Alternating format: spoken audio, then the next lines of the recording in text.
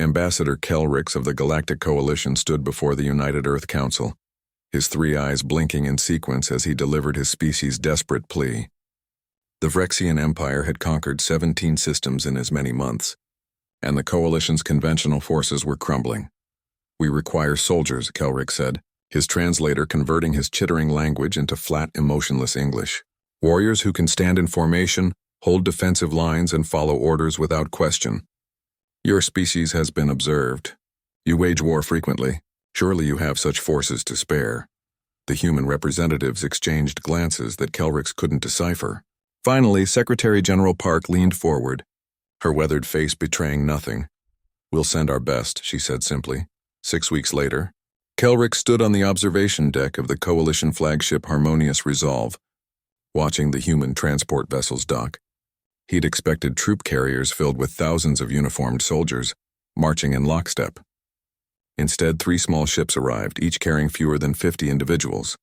The humans who emerged wore no uniforms. Some dressed in dark, form-fitting suits. Others wore casual clothing that would blend into any civilian crowd. They carried minimal equipment, moved with unsettling silence, and their eyes. Kelrix shuddered.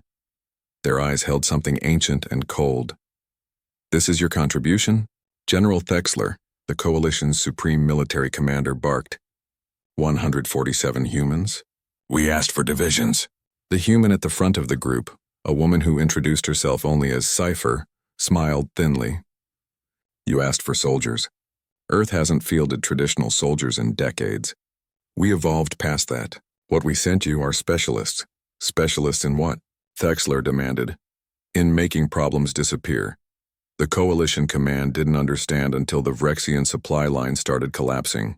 Ammunition depots exploded mysteriously. Command ships suffered catastrophic system failures. High-ranking officers disappeared from secure locations. Their bodies found days later in impossible places, each death designed to send a message of terror through enemy ranks. Kelrix studied the reports with growing horror. The humans operated in cells of 2 or 3, slipping through Vrexian security like ghosts. They didn't attack military installations head-on. They infiltrated them. They didn't engage in firefights, they struck from shadows, leaving confusion and paranoia in their wake. One human, a man designated as Wraith in the files, had walked directly through a Vrexian fortress containing 10,000 soldiers, poisoned the water supply, reprogrammed the defense grid, and walked out again. By the time the Vrexians realized what happened, 3,000 were dead and the remainder were shooting at shadows, convinced an entire enemy division had infiltrated their base. "This isn't warfare," Kelrix protested to Cypher during a briefing. This is assassination," Cypher finished calmly. "Sabotage. Psychological warfare, espionage. Yes, Ambassador. This is what Earth does now. We learned centuries ago that throwing bodies at each other in open battle is inefficient. We got creative. But the honor, the rules of engagement." Cypher's laugh was sharp and bitter. "Honor? The Vrexians are genociding entire planets. They've destroyed 3 billion lives in the past year alone. And you want us to fight with honor?" She leaned closer and Kelrix saw something predatory in her eyes.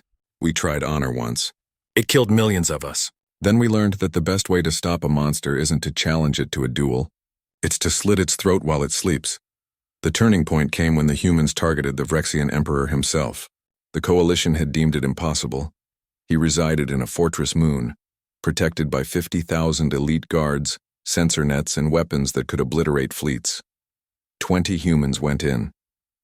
18 came out. The Emperor was found in his throne room, very much alive but utterly broken. The humans had bypassed every defense, killed his personal guard in complete silence, and left him unharmed except for a single message tattooed onto his chest in his own language. "We can reach anyone, anywhere, anytime. Surrender or everyone you love dies screaming." Attached to his throne was a data chip containing the names, locations, and daily schedules of every member of the Vrexian ruling family, every general, every planetary governor. The humans had been watching them all for weeks. The Vrexian Empire surrendered within 48 hours. At the treaty signing, Kelrix approached Cypher one final time. "I don't understand your species," he admitted. "Every other race trains soldiers to fight. You train them to become nightmares." Cypher gazed out at the stars, her expression distant. "You know what the difference is between soldiers and assassins, Ambassador? Soldiers are willing to die for their cause. Assassins ensure the other side dies for theirs. She turned to him, and her smile was colder than the void beyond the viewport. You asked Earth for help winning a war. We don't win wars by fighting them. We win by making our enemies too terrified to fight at all. But at what cost? Kelrix whispered. What does it do to your souls fighting this way? For the first time, Cypher's mask cracked, and something genuinely human flickered across her face. Something tired and sad and very, very old. We stopped asking that question a long time ago, she said quietly. Around the same time we realized that in a galaxy full of predators, the only way for prey to survive is to become the apex predator. She straightened, the mask sliding back into place. You asked for soldiers, Ambassador. Be grateful we sent professionals instead.